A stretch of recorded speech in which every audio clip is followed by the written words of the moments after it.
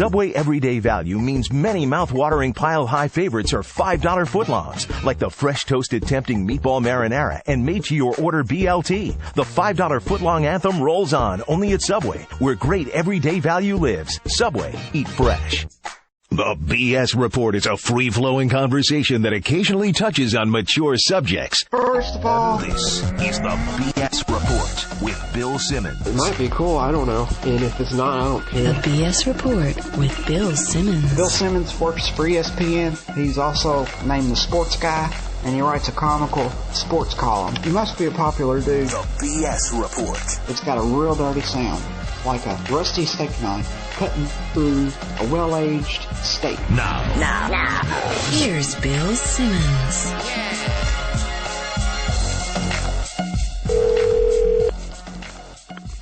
Complex Litigation, this is John.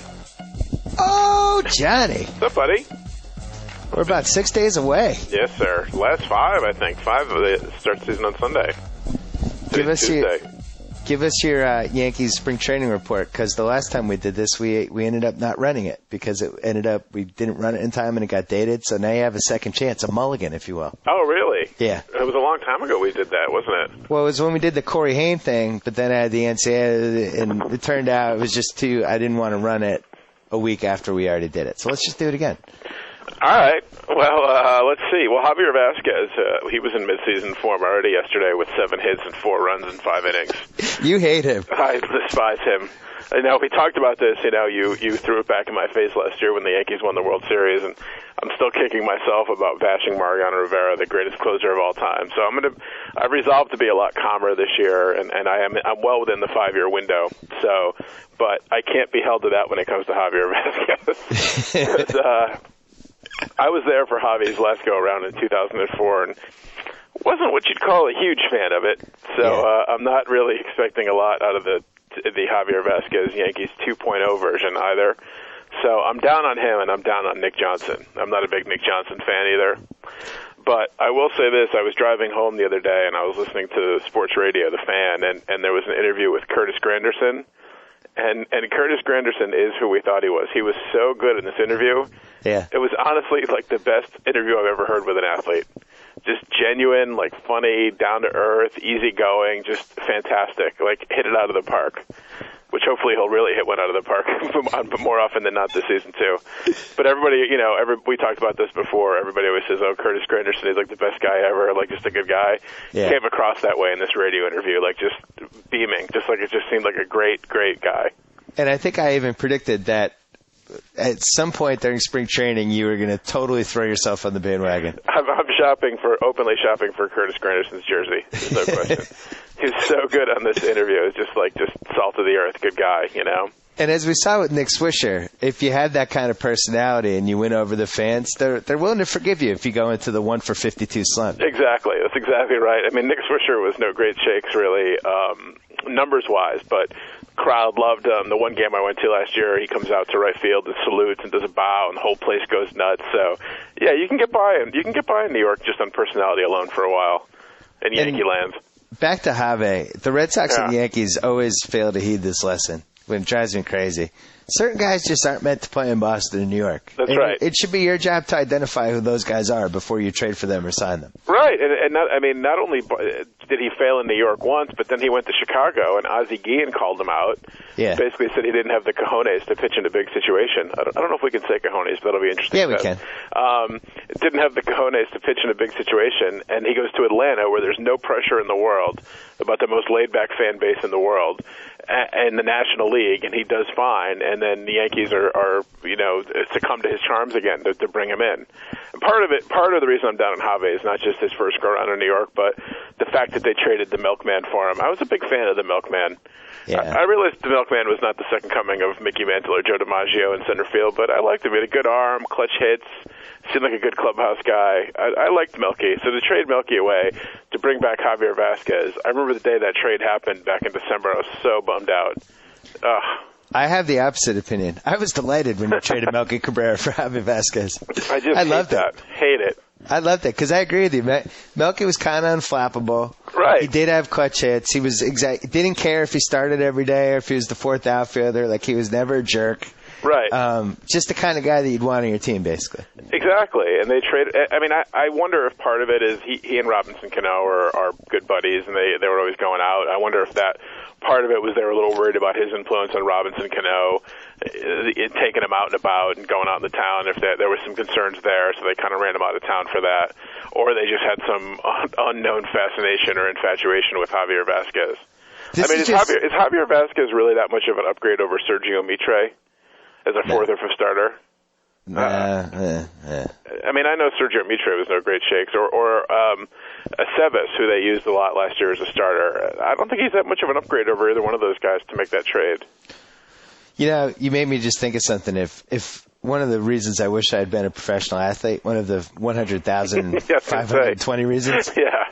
I think I would have been one of those guys in my mid-20s who got traded a couple of times because he was a bad influence on the better players. We got to get Simmons out of here. He's hanging out with Robinson Cano. They're out every night. I think you'd have been a bad clubhouse guy for a couple reasons. One, the going out thing, and I think you could have turned people in the clubhouse against the manager or against the general manager. Oh, easily. You'd have been whispered in people's ears or outright leading revolts, so they would have run you out of town for a couple different reasons, definitely. On the other hand, I would have been really fun in the clubhouse for like comedy and giving people's nicknames. Right. I would have had hot foots on the bench. Yeah, you could have done the handshakes. You'd have been good for handshakes. I would have had handshakes. I would have been the first guy greeting everyone for a homer. Your lack of manual coordination might hold you back on that one a little bit, but you'd have given it a good effort. As long as I didn't have to take my wallet out, that would have been fine. As long as you didn't have to put on shaving cream or take money out of a wallet, you could do a handshake that didn't involve either of those things. Now let's talk about the big storyline for the Yanks this year. The trying to prevail a year after the title without the first lady of the Yankees, Kate Hudson. Well, that's my biggest concern in the offseason. A-Rod lost his muse. When we all saw what happened when he was happy at home with a girlfriend, everything went well. He got the monkey off his back, won the World Series. Everything was good. Now I worry about that without the happy homeland, happy home front. It's got to be a concern, Johnny. Well, I mean, you can't argue with the results. Kate Hudson wins. That's exactly right. Maybe now it'll be like just a turnstile of different Hollywood actresses and models and what have you. Maybe he'll be happier this year without one, the old ball and chain dragging him down. Are you happier than last year winning a World Series? Well, you never know. He could be happier sampling different things every day or every couple of weeks. When did Derek Jeter, did he get married or he didn't? No, he's engaged. He's going to get married right after the season in November. You know what's weird? I found myself profoundly and deeply disappointed that he got engaged. I was kind of bummed out too. I was almost as bummed out as when Christina Hendricks got engaged. Well, probably for the same reason, frankly, which is tripling. I felt like he was living the life that we all claim we would live if we were like a successful shortstop on a really good big market team. Right. And he actually was doing it and was sticking to his guns and didn't want to get married. And for him to settle down, I just feel like I blame his parents. I think his parents put pressure on him in the holidays. And, maybe he had like a nephew or a niece, like one of his siblings' kids. And his mom would start crying that he wasn't getting married. And I think he's getting married out of guilt. You look at the guy, even he hangs out with Jorge Posada and Pettit. They all came up together. They're all getting to be older. They're over 35, knocking on the door of 40. He's looking at guys, Posada and Pettit have kids. Their kids are probably getting older. And Uncle Derek comes over. I think you're exactly right. Uncle Derek comes over and bouncing their kids on his knee. And, his thoughts turn to that type of thing. That's what happened to him. And Jorge Posada's wife, Minka Kelly's like great with the kids. And she goes to the bathroom. And Jorge Posada's wife is like, Derek, you got to grab that one. Exactly. Don't let that one go. She's the one. Right. Damn it all. I think it's a mistake. I think he needs to run free. He needs to spread his wings. It didn't work for Joe DiMaggio. No, it did not. But no, it did not. Joe DiMaggio married an actress. He never married again. No, he never. Come on, did. Derek. I'm hoping he calls it off. He was actually married before he was married to Marilyn Monroe, though. It didn't work for Joe twice because he was married to an actress. What was her name? Dorothy Arnold or something. Oh, that's right. That was in the autobiography that revealed that Joe carried a bat on and off the field. Yeah, exactly. Joe swung a big stick in more ways than one. Him and Greg Oden had more things in common than we realized. Yeah. I love that DiMaggio was great, and it's a shame that he hasn't been captured in like the right kind of movie or TV series or documentary or something. He was like that total old school 50s, 60s celeb. Totally.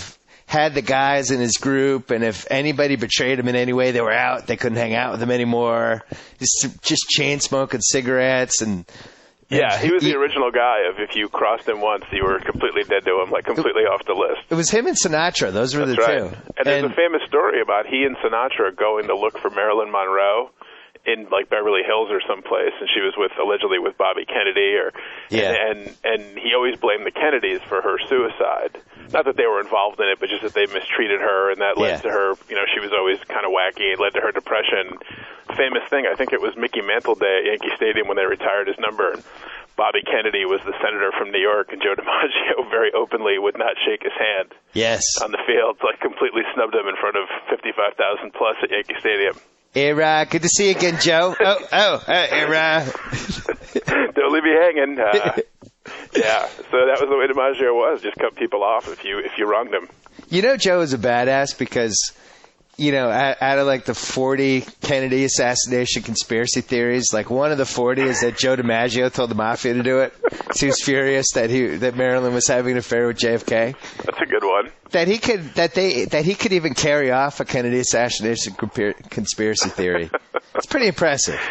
Yeah, among athletes, if you're going to put athletes that could do it, Joe's up there, I suppose. There's no current athlete that we would think could be involved in a presidential assassination. I can't speak anymore. That's a good question. I don't know. Just off the top of my head, no, I can't think of one. That's probably a good thing. Jeter had a career year last year. What are you expecting this year? Yeah, that's the one thing that gets you a little nervous from a Yankee perspective. They're not really getting much younger, the big four. In fact, they're getting older. So you wonder, Jeter did have a fantastic year last year.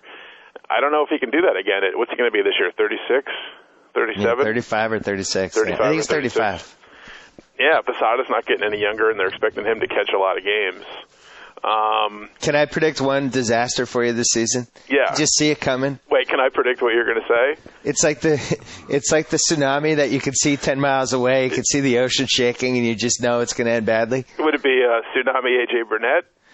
And with Jose Posada now as his catcher, it's a disaster. They supposedly have worked out their differences. Please. They love each other now, supposedly. Stop they it. talked in spring training. But I think that I was talking to somebody today, and I said, we got such a good year, an injury-free year out of A.J. Burnett last year. 2 in a row for him, by the way. Right. So there's no way that's going to work this year. There's no way he's going to be as good as he was, and there's no way that he's going to be injury-free. So that's a huge question mark right there, because that's coming down the pike. He had 2 200-plus inning seasons in a row, not to mention postseason mileage. Right. Which he wasn't used to. And now back with Jorge Posada, who deep down he hates. And he won the World Series, so the fire's probably not in the belly that much to, be the big off-season program and really come back guns blazing, so to speak. So it's year two of a giant 5-year contract. He won a ring. Like, about December 10th, his wife's like, AJ, aren't you going to start to work out? No, let's go get some barbecue. Right.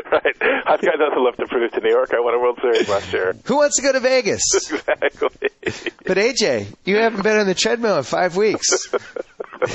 I can't wait. I think he gets hurt by May 15th.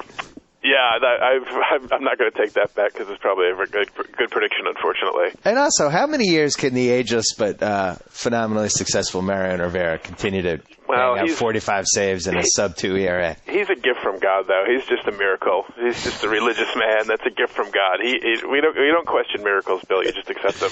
You think he's like you don't watch Lost. I was going to say he's like Richard from Lost. He just doesn't age. Yeah. You don't get that joke. No, I don't watch Lost, but sure, I'll buy that. Sure. God forbid you watch one of the best television shows ever. All I ever hear now is everybody killing it. How they don't understand a minute of it this season. It doesn't matter, though. You should have still watched it. It's still one of the best shows ever, even though it would give me a headache if I was watching it now. It hasn't been a strong last season, but I think you want to go out on a high note, make people clamoring for more. Last week's episode solved a lot of potential. Yeah, we're all feeling a little better about Lost after last week's episode. All right, because, and watching the internet and people I know that watch it, all I've seen is it getting murdered, basically, so. Yeah, people like to complain. And I'm definitely one of them, but at the same time, if you gave me the choice right now with 8 episodes to go, you could have not watched all 6 of those seasons, or you could have. I mean, it's a no-brainer. I absolutely You're happy you did. Yeah. missed out. A couple years ago, my wife and I were going to watch the DVD, start watching the seasons on DVD, but then we never did.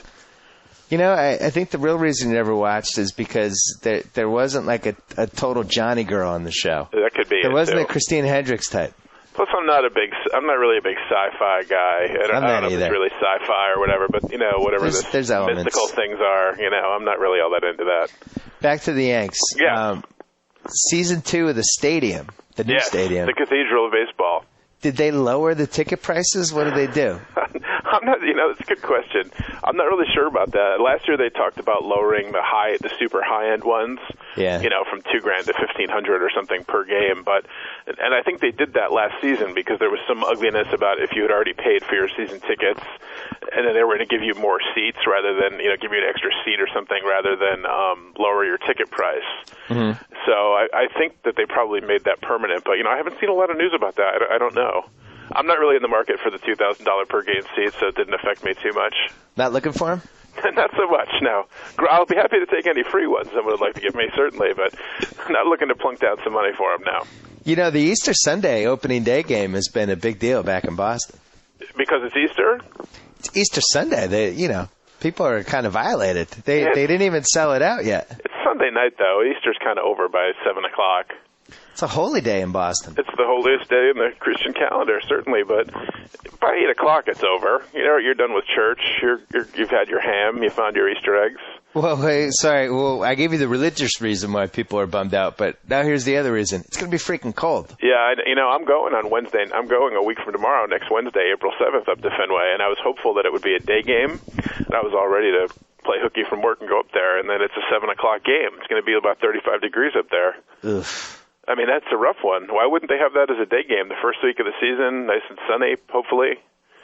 I think Dice K, within the first week, I think he just gets on a plane and goes back to Japan. I think he's had it. Think so? I think he's had it with the cold weather, the barbs from teammates and coaches, the disappointment from fans. He's not a fan favorite anymore, that's for sure. Or I think if it dips to 35, he's gone.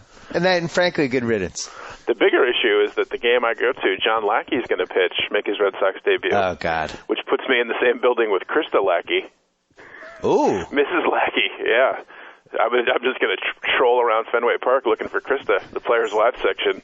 Yeah, I had a whole idea, and somebody said it wouldn't work, but just put a headset on her and make her the sideline reporter. Yeah, there you go. She's going to be at the games anyway. It could save Nesson money. Get some and we get to see her in HD. Absolutely. I'm hoping to bump into her like in the beer line. You think there's any hopes for me for that? We'll have to find out what section she's in. Yeah, absolutely. You're kind of worried about the Red Sox. I can hear it in your voice. I am. I'm not going to lie to you. I think the pitching is, they're going to run out an all-star pitcher practically at every 5 days. Now, their offense doesn't put the fear of God into you, but with that pitching staff, you're going to win a lot of games. I'm nervous about it. I'm not going to lie to you. I think those were good moves getting Lackey. I mean, I don't know. The pitching and the emphasis on defense, I think, is a sexy, sabermetric stat now, and everybody's all agog about that. And I think some of that has to do with Red Sox propaganda because they're trying to spoon feed that to their fans, who of course are willing to drink it down like pablum. But I think some of that is hokum, because they didn't want to go out and spend money on a big bat, and they're trying to do some different things. But the pitching wins games, the old cliche. But they're going to run out Beckett, Lester, Lackey. It's no joke. See, I've come around on it because there wasn't really a big bat that I wanted them to get. I didn't want them to spend $130 million on Matt Holliday. Yeah, no, I agree. With Lackey, at least. But they did need another bat, I think. I mean, they maybe could have done something with Jason Bay. It's not over yet, though.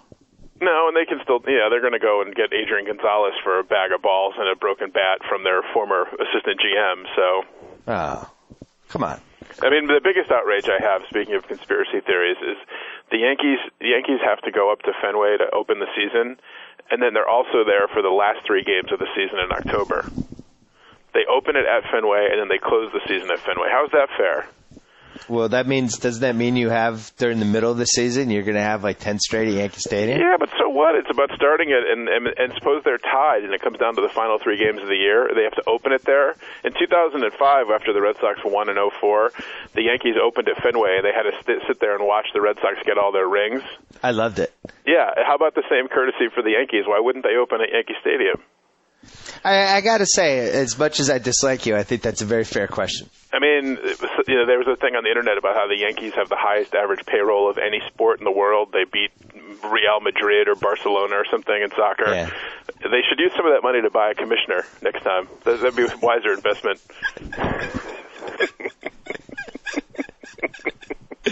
You make a good point. What other sport in football, in basketball, and I'm sure in hockey, the defending champs open at home? That's what starts the season. Yeah, not at their most hated rival.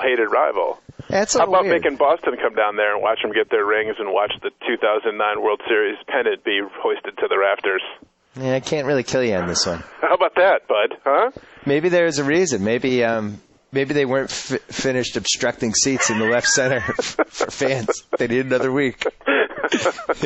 No, they can see too much. Make that concrete wall higher. You can't even make a weather argument because the weather's the same in Boston and New York, basically. So it's not like it was, well, we have to go down to Florida because it's going to be warmer.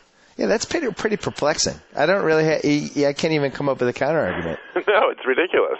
Either or, okay, if we have to open at Fenway, then how about the Yankees get the home field for the final 3 games of the year then? I think your first argument was better. It's an outrage. Are you ready for 19 more 4.5-hour games? Yeah. Excited for those? Yeah, exactly. I am, yeah. Getting ready. It doesn't really feel like baseball season yet, partly because ever since I came back from L.A. last week, it's been about 40 degrees for an average here. Yeah. And it's been a monsoon for the past 2 days here, so it doesn't really feel spring-like, although it's supposed to be nice tomorrow, so it'll get me into the mood. Well, we talked about this when you were here, like the fact that the Super Bowl was so late, it kind of screwed everything up. March Madness felt early, and then opening day feels super early. Yeah. Well, it's April, I guess. It'll be April, but barely, like April 3rd. Easter's really early this year, too, which is odd. So early Easter and then an early start to the season. Crazy. I don't like the Sunday night start either. I think it should be a day game. I hate it as well. And they do the same thing in football with the stupid Thursday night start. Yeah. But how about this? Can go we back have to like what it was. a couple traditions left? Like, is it really that much money to start on the Sunday night? Like, right. Is that making or breaking you, Major League Baseball? It's that big a deal, exactly. I love the Monday opening day extravaganza. Absolutely, during the day, the sunshine. Hey, here's a thought. In 1898, they didn't call it opening night. Exactly. Of course, they didn't have lights back then either, but, Are you worried about the Tampa Bay Rays at all? Yeah, they're a little scrappy. Yeah, I think it's going to be a 3-team race for a while, or that's what people claim. I saw the over-unders in Vegas, and I think the Yankees are like 95 or 96, right? And the Red Sox are like 94, and the Rays are like 90 now. I'm not quite sure how that works. I don't think you're going to have 3 teams with over 90 wins in the same division, although the Orioles and the Blue Jays are going to be horrendous. So the Orioles would have to be really bad, and now people seem to think that they might be a little frisky. They could be a little frisky.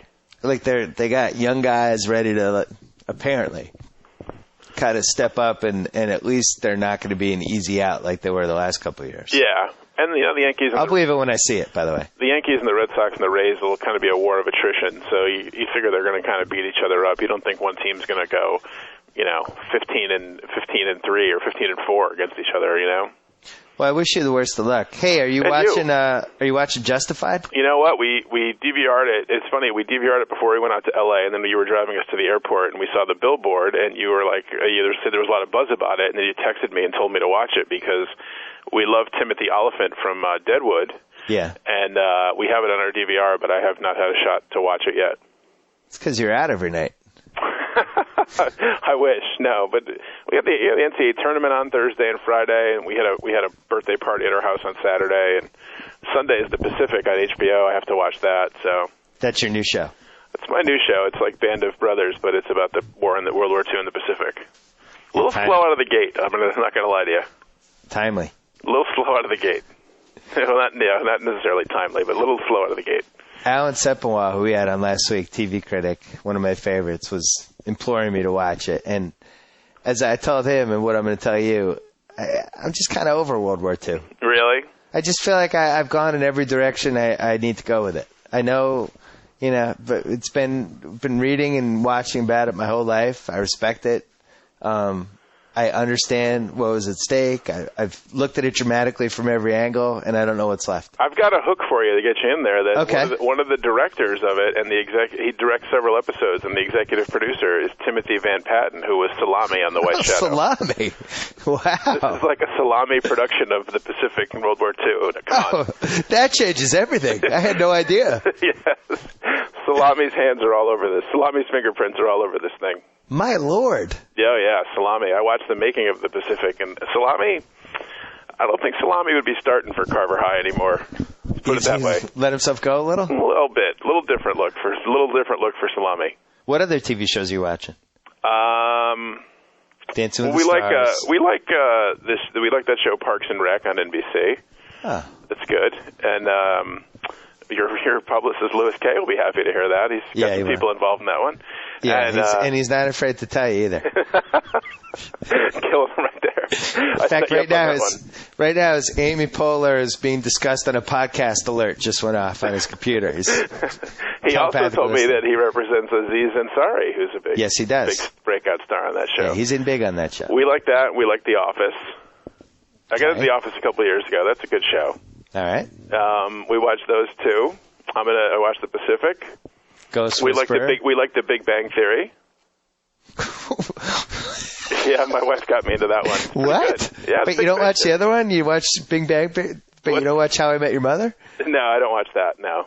I thought that was a rule. You had to watch both. No, I never got into How I Met Your Mother. I don't know. That show kind of annoys me.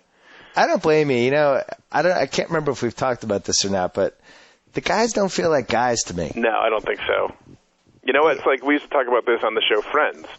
None of the guys on Friends acted like guys act like. They did in the first 2 years. There was hints of guydom, and then they just became what I think women who read in Hollywood think guys should act like. Exactly. Yeah. Exactly. It's distressing. I couldn't relate to that, and I don't think I could really relate to the How I Met Your Mother thing.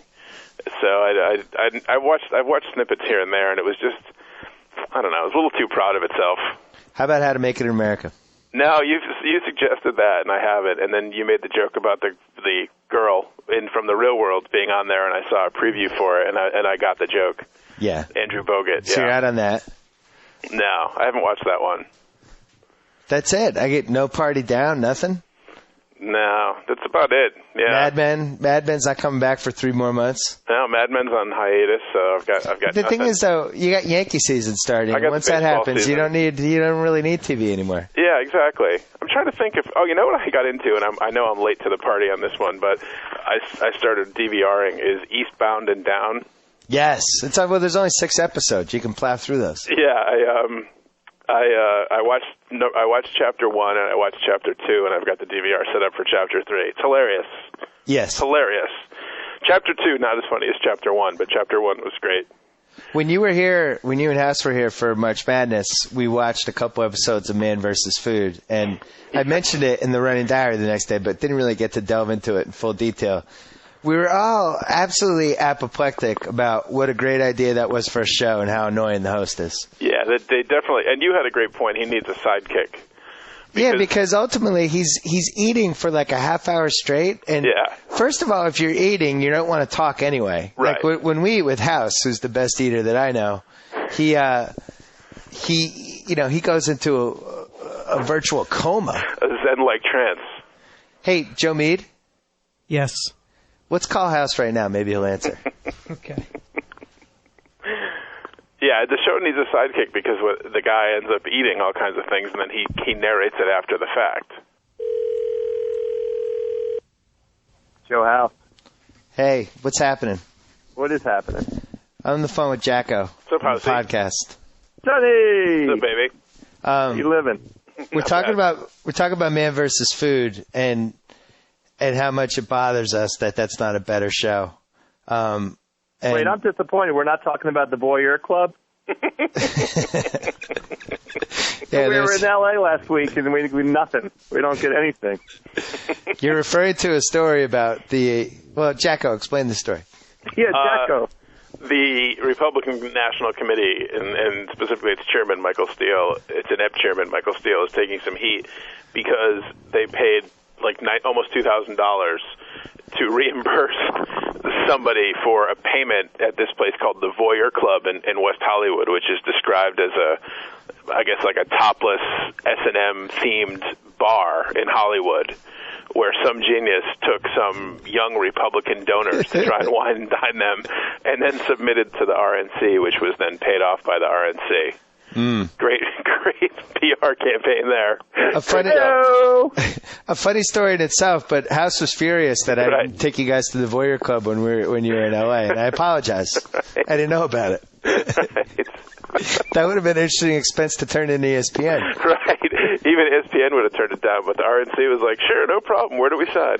But anyway, House, we're talking about this Man versus Food show and how the fatal flaw, other than the host is annoying, is that when he actually eats the food, there's no sidekicks there to kind of make comedy or narrate or whatever. And basically he's just eating. And now we've eaten with you. We watched you put down just a week and a half ago this barbecue place where you had, what was that, the 4 plate? You had four, you could pick 2, 3, or 4 meats on the barbecue, and you picked 4. You didn't talk for a half hour. So how was that good TV? There's a lot of good meats. There's a lot of good meats in there. I wanted to get all those meats in. But, I mean, that's not good TV to just watch somebody eat. You need people there going, oh, my God.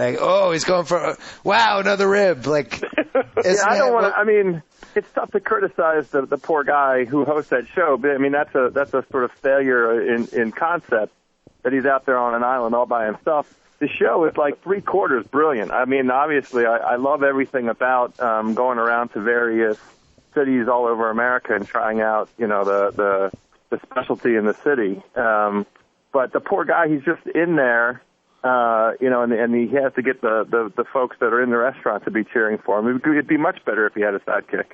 Well, I think like 6-7 months ago, we were talking about how there should be an eating show. And I think what do we call it? Beat the House? It was Beat the House or The House Always Wins. There's a lot of things you can do with House. And House Record. We're the House Record. The 3 of us would travel. And I had no idea Man versus Food existed. So I was getting emails like, but the show you described is this show. And I never really watched it until you guys were here. And right.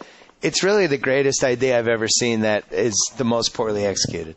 Yeah. It drives me crazy. That should be an awesome show. And now I almost feel like we should be able to rip it off. Because I would like to rip it off. Not out of like a plagiarism, we couldn't come up with the idea ourselves thing, but almost as like a service to humans that this is a great idea that got messed up. It's like, at least to America. Let's say somebody did the iPod before Apple, but they totally messed it up and it was awful and they screwed up the iTunes or whatever, and then Apple did the iPod and had iTunes. Everybody's like, oh, thank God somebody did this correctly. I feel the same way about Man versus Food. That should be it should be Men versus Food. It should have multiple people.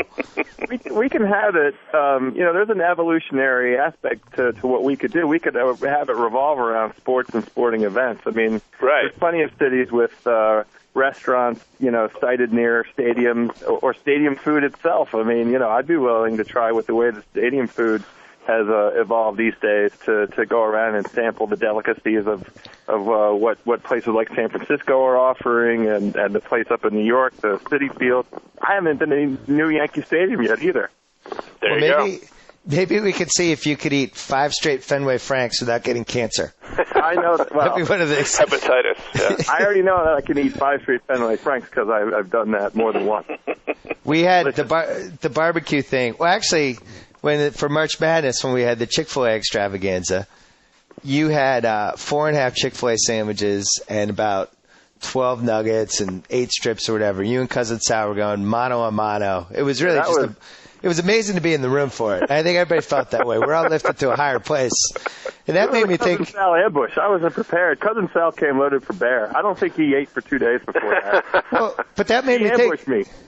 The show should be House versus Sal, and then just me and JackO could be there. Right. That sounds like a great show. The guy needs a foil is what he needs. He needs a foil. You got to compete. Like, this guy's competing against nothing. He's competing against... Sometimes he'll bring in, like, sometimes there'll be, like, somebody who's already finished the challenge in that city, and he'll go head-to-head against them. Well, Sal honestly took it to a whole nother level. I mean, that competition started. I didn't know it was a competition until he threw down the gauntlet and went through what all he'd eaten, and I said, "Well, here I am. I got to do something here." Yeah. It really was. That was the motivation for me to do the beer and the donut after he left. I had to do the top. I had to do the clincher. Couldn't just let it go at the chicken. I had to put the clincher on top. But that scene at the end, there was no video of it. We didn't take a picture. Sal and I holding up that chicken sandwich at the end, the two of us, the two combatants. Right. Again, like Rocky and Drago. You know what that beer and donut was like? It was like in the Olympics when Shaun White already won the gold medal, and he still threw down that double McTwisty 360 or whatever. That's what that was, House. That was just for the fans. That was just the show could be done. That was love of the game. That was love of the game. It was showmanship. It was like R. Kelly yodeling in his latest video. He didn't do it because it was a good song. He did it just for the showmanship of the yodeling. I love that song, by the way. So, yeah, I mean, with this show, so his goal is to be one of the 180 people who got their photo on some wall. Right. And I don't know. I feel like there should be winning and losing. Yeah. I really like the me and Sal thing, especially because the thing you have to do to get your name on the wall at a lot of those places, your picture on the wall. I can't do that. I'm not a fast eater. I'm not a guy that goes in and can do 9 pounds of food in a half hour, 45 minutes. I'll never be that guy. I can really, I need the interaction. I need the guy sitting across the table from me, looking at, staring at each other in the eye, going mano a mano. Yeah, you're not. I would say like you're more of a triathlete than a marathoner. You're at another level. It's not just about the marathon for you. It's about the 3 events and really just being good at everything about the day. Yeah, that's right. He said it perfectly. Love of the game. That's what it's all about. Well, if it was you and Sal, I really think that could be the Agassi versus Sampras of this generation. Who's going to wear the hairpiece? The weave. I'll wear the weave if Sal does meth. Huh? Not a bad idea, though, to maybe do the stadium thing and just you and Sal go to different stadiums. See, the thing is how many stadiums have like food along the lines of the 3-pound burger or whatever? I guess they really don't. No, it'd have to be quantity, like how many hot dogs or how many different things from the menu could one eat. But I think there are a lot of little restaurants and dives and bars and stuff around where stadiums are. Yeah. So you can find it in almost every city. This is true. There the you neighborhoods that have grown up around the stadiums that have been around for a while, like in Pittsburgh, there's no question we go to Primanti Brothers and then go to a baseball game or something. Maybe there's a way to work in celebrity chefs, too. Like one week you go to Bianco's in Phoenix, and you and Sal try to see how many pizzas you can eat. Oh, and then we go to a Suns game after that. And then you go to a Suns game, and then you're forced to continue eating. You have to have a hot dog. Or you go, you go to New Orleans, you're going to go to a Hornets game, and you go to Bobby Flay's restaurant. I think it's in New Orleans. And he whips up something like, 4 pounds of shrimp. Yeah, right. Whatever. Yeah. I'm going to work on this. JackO, let's work on this idea through email. Brainstorming. I don't know. I guess Beat the House wouldn't really work, or House Record, if Sal was involved. We'll have to figure out. We'll have to negotiate with his agent. No, let's put it to America. Let's get America to come up with a name. House, let's at least do one. Let's give one a try. Let's come up with a pilot. Let's do a pilot. Dave Jacoby's in. He'll shoot it. Jacob. House, quick Capitals. Anything in the Capitals quickly? They're just trying to stay healthy. These last 10 games don't really matter. They've clinched the top overall through the playoffs, I think. So they want to stay sharp, but they want everybody to make it healthy. So I went to the game Sunday. Calgary came in and kicked their butt. The Calgary scored 4 goals in the first period. I can't believe you went to a hockey game over March Madness. I actually was in a box. I watched the basketball game. Oh, good. Especially as soon as the Calgary scored all those goals, it was irrelevant. I just watched the basketball. Speaking of hockey, I plan to go home and put on my Ron Francis jersey and weep quietly. Forgot about the whale. Yeah. Poor whale. House Nationals? Oh, I couldn't be more excited. I'm going to the exhibition game Saturday afternoon against the Bo Sox. But they sent down Strasburg for a couple weeks. Yeah, that's a sensible thing. He should stay down until maybe like July or something. He doesn't need to be up here. The him to Double A. Yeah, they need to proceed cautiously with him. I understand the urgency to get folks to come to games, to get butts in seats, but they play these first 30 games. They have like an unprecedentedly difficult record. They're playing all teams that like made the playoffs in the first 30 or 40 games. Let's just get those behind us, and then the season will start in earnest in the summer, June, July. Bring him up, let him take his time, let him ease into it. We're not in a hurry here. Are you disappointed that Elijah Dukes was released without committing the off-field sort of whatever he was capable of that never ended up happening? He just kind of came and went.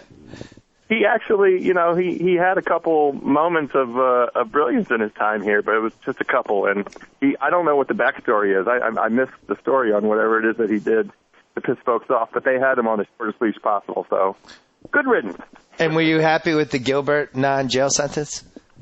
I didn't pay enough attention to have an informed opinion about what the criminal law requirements were and what the expectations were jail time-wise. But, it seems like a fair enough result. He's got to do 400 hours of community service and 30 days in the halfway house. I mean, he's paid his debt to society. I think his defense team made a good case in terms of all the money that he's lost. And it was, one of the most notorious gun possession cases in American history. I'm going to go ahead and use hyperbole in that way. But did you guys happen to see? Who wasn't a big fan of that sentence was Plaxico Burress.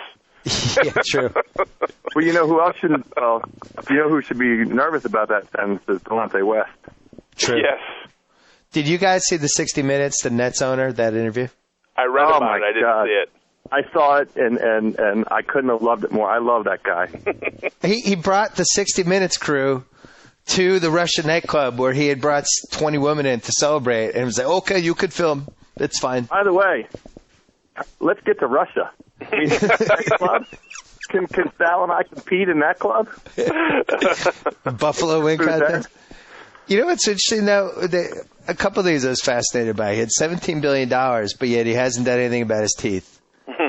That was stunning how yellow they were. He had the George Washington teeth going. It's like, really? You have $17 billion. You can't, get the teeth whitening? I wondered if that was a cultural thing. You think yellow teeth is sexy in Russia? Yeah, yellow teeth are attractive to 20-year-olds. He had the boat, and he didn't know where it was because it made him seasick, but he didn't sell it. The reporter didn't follow up on that one. I was confused by that. I don't know where it is. It makes me seasick. It's a 200-foot boat. But here's a model replica of it. He showed him to the guy. And then what was the third thing that confused me? The kickboxing? I kind of like the kickboxing. Yeah, it was never clear how good he was at hoops because they showed him and he did this jump hook in a game and it was a brick and then he made a 15-footer, but it was unclear if he's going to be one of those guys who tries to actually practice with the team, which I have my fingers crossed. I saw his form. I think it's pretty clear how good he is. Not good. Maybe he could be the chair in Yi Jianlan's next workout. He could step up from the chair. I love this guy. I'm legitimately excited for this guy to own the team. I think it's going to be. It's almost like taking Cuban to another level. Yeah, I agree with that. I heard in every respect. Yeah, in the best sense, right? There's no ceiling to what he's capable of, right? I mean, what's he care? Luxury tax, salary cap, whatever. He'll blow through all of it. What's he care? He's trying to make a splash. Cuban was the craziest spender in the league, and he was a billionaire. I think he sold broadcast.com or whatever. He made $1.4 billion out of it or something. This guy has 17 times as much money as that. So or 16 times, whatever. Should be 16 times crazier. Is that what we're saying? That's what we're hoping for. Money's going to be absolutely no object at all to him. Yeah. Which makes another interesting thing because, with the other teams, with the Nets, maybe that's the team where they're like, hey, Vince Carter, any interest? Crazy Russian guy? Want him back? 2 more years at $16 million? Any? Come on, it's just money. I can't wait. I can't wait to see what he's capable of. Although part of me wonders if he's going to bomb out at the last minute because they're doing this big background check because they found, did he really get through the 90s without being involved in any foul play? In Russia, where people just got killed left and right all the time, this guy emerged as the richest guy. Yeah, he gets the $17 billion and comes out unscathed. Yeah, no blood on his hands. People getting murdered everywhere. And That's what would worry me in the background check. If the NBA says he's good, he's good. The league that gave us Tim Donaghy. Sturt's like, how much is he going to pay? All right, we can push the background check through. We have his check, right? Cash? All right, so our goal now is for the readers to come up with a good name for the Sal versus House show, and then we convince Jacoby to film the pilot. Absolutely, that sounds good. All right, we're going to do that. Thanks for being on the BS Report, fellas. So I get to sign off. Whoa! Thank you for downloading the BS Report with Bill Simmons. Too much fun. Check out more podcasts at the iTunes Music Store or at Pod Center at ESPNradio.com. Peace out.